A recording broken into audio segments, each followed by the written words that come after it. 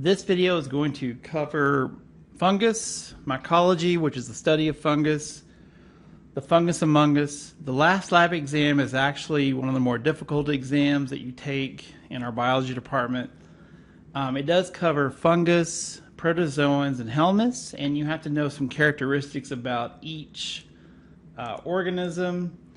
And I did this in the introductory video, but we do actually have a review for this, and I'll go over that in the very last video. But so here are some of the things we hope to accomplish with this particular section or unit.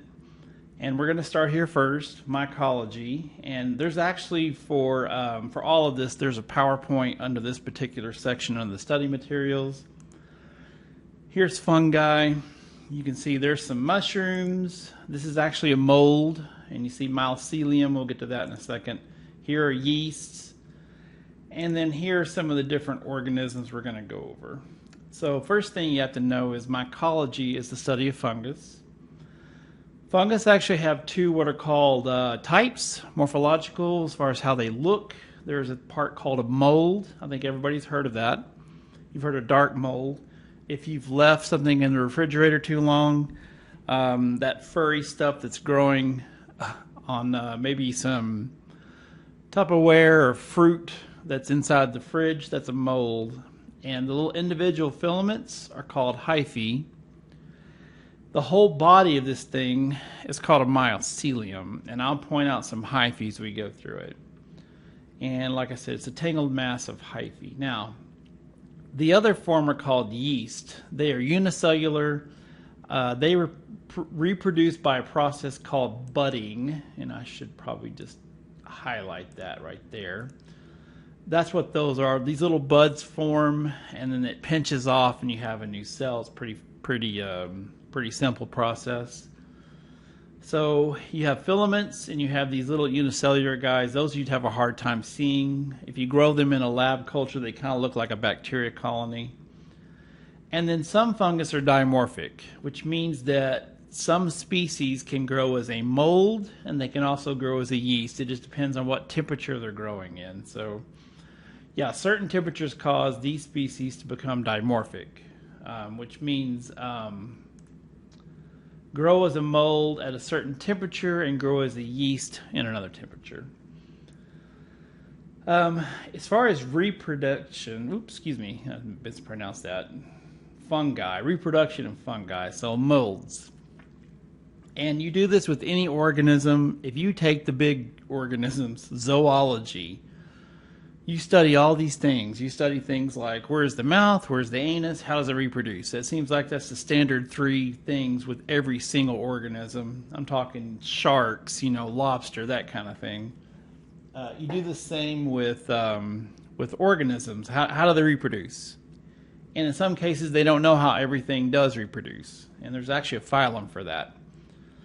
So mold fungus can reproduce sexually or asexually. Sexually means that there's an opposite mating strand. Okay, I think that's pretty self-explanatory. Asexual reproduction is essentially A is without sex. So it occurs without an opposite mating strand. Some species can reproduce asexually if they're not near another mating strand in their area. And both types of reproduction produce spores during the process, with the exception of yeast. And I'll probably add that, but yeast only reproduce asexually, and it's called a process called budding. So when you see this video, or when you look at your outline, it'll probably be added there. But well, actually, I guess it's fine like this. Yeast reproduce asexually by a process called budding. So a bud forms, it pinches off, and you have a new yeast. A couple of other things, then we'll get to the actual organisms. If you're going to grow fungi in a lab, and you need to go over this before your exam, there is a type of auger. It's called Sabarod Auger. You make it the same way you've made all the other media you've looked at in this micro lab. It actually grows fungus. It's got a lot of sugar. It's very acidic, and nothing else can really grow on it. And if you want to, you can leave the plate open for a couple of hours, come back, put the lid on it, and fungi grow best at room temperature. They will grow in an incubator, but they really grow really well at room temp. And you come back in a couple of weeks and you'll have all different colors of fungus on the auger plate, stuff that fell from the air. So pH, fungi grow well in acidic environments. A lot of microbes can't do that. They're nutrients. They grow well in high sugar media environments. They ferment the sugar for energy, so they like that. They actually prefer that. Fungi are responsible for producing antibiotics, which is a biochemical, now I just have chemical there, that's fine, produced by fungus that kill other microorganisms. And penicillin, famous one for that. As far as incubation time, once again, we're talking about it in a lab setting. They grow pretty slow. It takes a couple of weeks, whereas bacteria can divide every 20 minutes. Fungi is much slower division. It can take 1 to 2 weeks to get a full growth at times, and they grow best at room temperature. So you kind of leave them out to do that. Identification, which is huge in microbiology. A mycotic infection is diagnosed by observing fungi in infected tissues, and there's all different ways of doing that. Now this is probably mostly on a plate. Now here's an auger plate, and let me get a little closer. I was telling you I would show. So see that furry and all the colors? That's a fungus. And sometimes it looks just like hair, but first thing you do is some gross observation. And what that means is color, texture, undersurface characteristics. You can look at that. If you're growing one on an auger plate, you can do that. Another thing you can do is you can take tape. Fungus reproduce and produce spores. You can take tape and put it on top of this, and then take the tape. You can stain it if you want to, or you can put that tape under a microscope and you can see what kind of spores does it produce. That's a major thing, and we're going to do that. It's a way of narrowing down your species, just like with diagnostic media. You look at the different spore types that fungus produces. You can do some biochemical reactions, some immunological reactions. We really haven't talked much about that kind of thing. Okay, so that's some of the things to identify. And then the phyla of the fungi. Now, this is under the review, but for each picture, know the scientific name, the phylum to which it belongs to, what kind of spore type does it produce, and I'll get to that. If the spore is a product of sexual or asexual reproduction, there are differences. And then I guess we'll go into that next. So here are some categories of different spore types. So spores produced as a result of sexual reproduction. There's 3 of these that we cover. Something called a zygospore, an Asco spore, and a Basidiospore. And Basidiospores are with mushrooms. So here's, it's not a super detailed thing, but here are some Asco spores. They're the Ascomycetes fungus, the phyla. They're called sac fungi. They put their spores in a sac. This over here is sort of looking at a zygospore where you have 2 strands that come together and they make this little dark thing in the middle. And then a Basidiospore is what's hanging underneath mushroom caps, and they're called gills. You see this under here? Those are actually called gills, and underneath there, and they're hard to see, are where the spores are found. And so I'll come back to this picture. 2 kinds of asexual spores are Canidiospores or Sporangia spores. They actually look like a dandelion. These Sporangia spores, this says a sporangium. There are the spores coming off. This is called a sporangiophore, pH. It's like the little stalk that's holding it. We don't really cover these. And these are Canidiospores. Now you see them as Canadia, and they look like little fingers. You see that? And the spores are on the end. So if I got really close there, I can blow that up a little bit more. See that? The little spores are on the end. This is actually what a penicillium looks like, little finger-looking things. This is called an aspergillus. I'll show you that. See the kind of thicker, and then these are coming off this way. But these are called, well, these are Sporangia spores, and these are called Canidiospores. Same thing. Okay, what's the big deal? Well, only certain species make certain kinds of spores. So we just went through, there's 5 types. There's these that are produced by sexual reproduction, and then there's these that are reproduced by asexual reproduction. All right, and then under this, it was as far as knowing all the different things here. See, it says 1, 2, 3. Know the scientific name, the phylum, the spore type. And then also knows the disease or infection caused, if any, and that's in your outline. Some don't cause the disease, some just make you feel kind of funny. Things like mushrooms if you eat one. Okay, so the first phylum. The phylum Zygomycetes here. And they make... Okay, now this particular phylum, and here's our first contestant. This is the species, well, genus species. You always capitalize the genus name, you lowercase the species. In this case, it's italicized, or you can underline both names. This diagram is showing here are some Sporangia spores up here. And this is showing these are hyphae. See, plus and minus. They come together and they make this thing that looks like a club. That's a zygospore. It even says it right there. So Rhizopus nigricans. It's actually a black bread mold. Spore type, Sporangia spore. Type of reproduction, and I don't like that. Let's make it that. Hopefully this won't. Yeah, okay, good. So type of reproduction is asexual. Okay, remember this, and I'm only going to go back one. So there they are. Remember, they're the asexual. Sporangia spores are produced asexually. There's a little diagram of one. There's some more diagrams. I think they look like dandelions, but here's the real thing. So here is the sporangiophore part. Ooh, didn't mean to click on that. And then this part, see the yellow? Those are the spores. And then see they're being held here on this. It's kind of really definitely smooth on top. Not all of them. This is a sporangia. These are sporangiospores.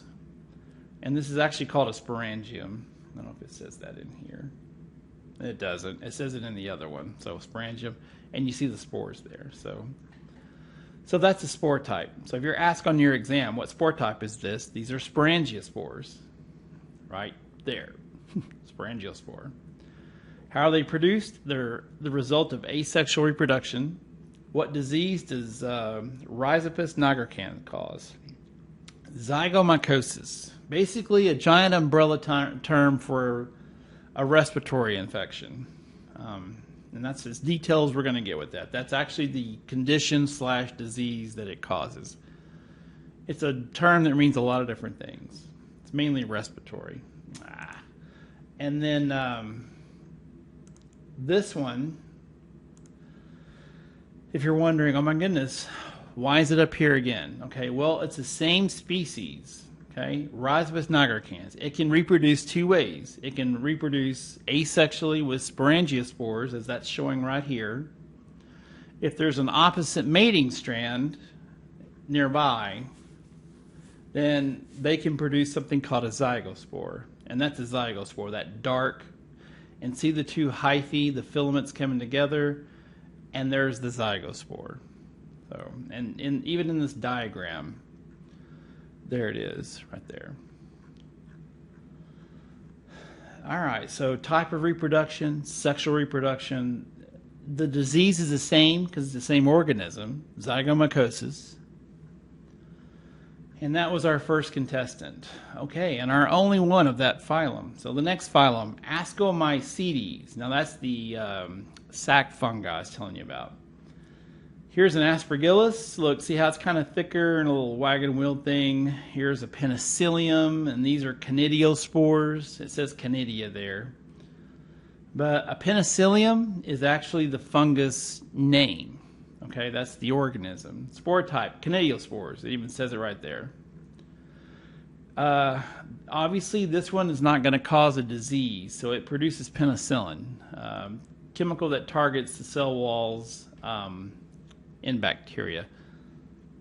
It's actually an antibiotic, but oh well. And because I dreamed that up, but anyway. Produces the antibiotic that targets the cell walls in bacteria. So penicillin kills bacteria cells. Look, you can see them there. See the little finger? I think these look like little fingers. It's not the greatest picture, but be able to look at these pictures and pick these out on your exam. All right, so that's a Penicillium. Aspergillus, and there's going to be two of these. This is one of those that can reproduce sexually and asexually. Aspergillus, there's a type of production that produces Canadia spores, or Canadia. It's asexual. And see how it's kind of a bigger, and this, I don't know if this wagon wheel is a great example, but see how this is a little bit larger? These look like little fingers, and you can even see it there. See that part and the part coming off. So that's Aspergillus, and that's the example of it making Canadia spores. The condition's called aspergillosis, or aspergillosis. It makes a big fungus ball in somebody's lungs. Doesn't sound pleasant. So it's kind of a respiratory infection as well. The other example, same organism, but it can make what are called Asco spores. Now, if you remember from the top, that's one of the ways that a spore is made with sexual reproduction. And these things are kind of cool looking. They're made in something called a Kleist Elysium. Kleistothecia is plural.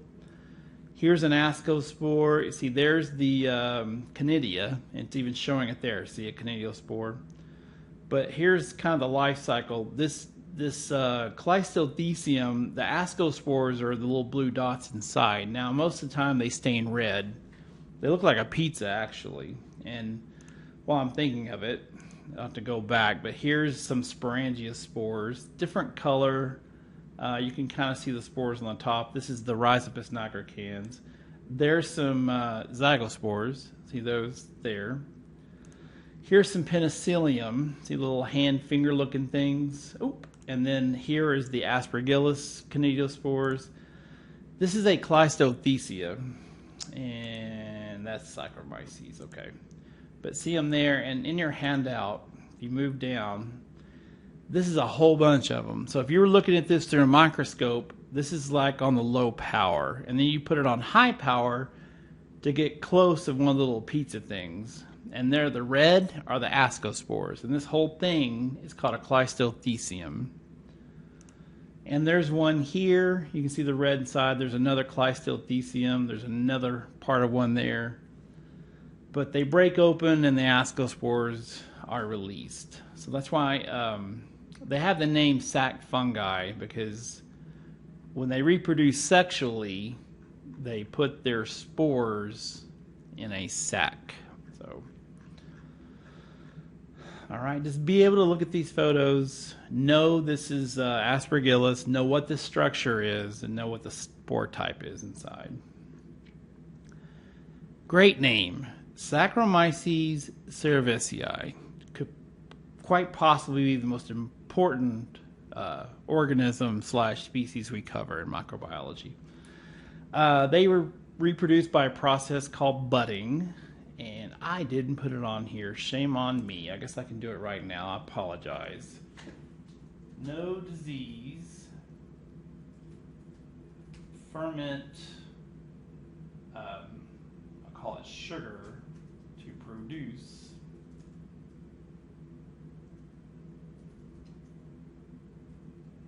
alcohol. Oh, I cannot type. So it's a beer and wine. Beer, wine, and spirits. Beer, wine, and spirits yeast. And I don't want it all dark like that. I don't want it italicized. But yeah, there's no disease. I'll go ahead and darken that. So I'm sorry I'm doing this now. I thought I had all this in here. Yeah, we need to move one up. Anyway, oh shoot. Well, maybe we'll move one down. My goodness. Okay, I'll fix this so by the time you see it, because I got a mess right now. Anyway, this is what it looks like. They are yeast. It is a yeast, no spores. So it's going to be asexual reproduction. They reproduce by budding. You know, I thought I had a picture of that as well somewhere. In your PowerPoint, here it is. There's the Saccharomyces yeast. You can see them there. But yeah, they don't. They actually do not cause disease. They are basically a beer and wine yeast. So, anyway, and I'll fix this, but that's and that's the last one of this phylum, but it's called Saccharomyces Cerevisiae. This particular phylum, Basidiomycetes, the club fungi, most of these are mushrooms, and this is a great picture. Hypha is plural for hyphae, but what happens is the little filaments under the ground, they come together and they produce this mushroom. This is the result of sexual reproduction. So it comes together and it forms this with the cap and the stalk and everything, and the gills are underneath. Now, when you look, well, I messed everything up, didn't I? When you look at a microscope, and let me go back, if you're wondering, what is he talking about with gills? Underneath the mushroom, see the lines? Those are gills. Mushrooms have gills. See them right there? And that's where you have the spores. So under a microscope, they're going to look like something like this. The red dots out here, like it's labeled, are basidio-spores. This is called Capri Anise. The example we have here, the type of mushroom. Disease, none. Okay, I'm glad at least I put that in there for that. The spore type are basidio-spores. And I guess I should highlight, man, I just really was down on this outline. But yeah, it is produced by sexual reproduction. Yeah, there's no disease or infection. Now, mushrooms have all kinds of LSD, D-lysergic acid, which is known to cause hallucinations and all kinds of different things. Comes from a fungus called ergot. There are some mushrooms that produce psychedelic effects. I'm sure everybody's probably heard of that. In movies they called shrooms, I believe. So if you get close, and I don't mean for this, I got the page blown up so big, but so here's two gills underneath, and the red, and I know they're red, they're not Asco, these are basidio-spores because they're attached to the gills of a mushroom. Now the last phylum, Deuteromycetes, or fungi imperfecti. A lot of times these are fungi that there's not anything known about them, or they have some odd characteristics, or they don't know how they reproduce. Candida albicans is also a yeast, so there's no spores with this. There's a diagram over here. This one does have something a little different. These little branches, and I'm sorry it's labeled so small over here, but those are called pseudohyphae, false hyphae. So here are the yeast cells, and you can see the little filament-looking things. Those are pseudohyphae. Contain filaments called pseudohyphae. The computer doesn't like that. What kind of disease does this cause? Thrush. If you know what that is, there's thrush. That's a severe case of thrush. Let me see if I have anything over here. So there's a Capri Anise mushroom. There's the there's the Candida albicans with the pseudohyphae. See the lines? All right, that's it. Well, that's okay. The other thing it causes is vulvovaginitis. Now I need to put that in. That's a yeast infection. Candida albicans is actually normal flora for the female reproductive tract. And what happens is sometimes it can overgrow, and that's what a yeast infection is. And it also can cause skin infections. Things like athlete's foot and rash, things like that. That's Candida albicans. Okay, and our last contestant. Man, I just typed in a couple of words and messed my little outline all up. Pneumocystis, now this, I've heard Cerevisiae or Cerevisiae. This used to be, and it's still referred to as Carinii. Basically, it causes Pneumocystis Pneumonia. They don't really know a lot about it as far as how it produces it. It's very rare, and that's these little purple guys here are all the individual little cells. It's not really a yeast. It's not really a mold either. It's just kind of a different fungus. But basically, and this is a picture in the lung. See the dark spots? That's the actual cells of Pneumocystis Cerevisiae. Pneumocystis pneumonia at one point was very rare, extremely rare, less than 1%. But HIV and AIDS, and now AIDS, there's a certain type of drugs and a cocktail of drugs that AIDS patients are now, living longer lives and not having issues like they were. But at one point, HIV is the human immunodeficiency virus, and it basically takes away a person's T cells. If you're taking the lecture, we went over this, but T cells are part of specific immunity. And AIDS is acquired immune deficiency syndrome, which is the end stage of this virus. So the virus wipes out the T cells, and when the T cell number gets down to a certain count, then that person is said to have acquired immune deficiency syndrome. So basically, they can't fight off infection. And this was the number one cause of death in AIDS patients, was Pneumocystis Pneumonia. It's very rare. Okay, so that's the Pneumocystis Cerevisiae, and I promise I will fix the issues with this outline. But that is mycology. Now, before I leave this, and this was a longer video, I try to keep them short, but yeah, you'll have to go through and know the phylum, and this is in the outline, so I'm going to go back up real quick. I got to fix that mess down there. But yeah, know the phylum these organisms belong to. Know the scientific name, and I saw that somewhere. Know the phylum, know what kind of spore type these organisms produce. Is it sexual or asexual? And then any diseases that they cause. And that last one does not cause AIDS. It's just it causes Pneumocystis Pneumonia, which was a complication of AIDS, acquired immune deficiency syndrome.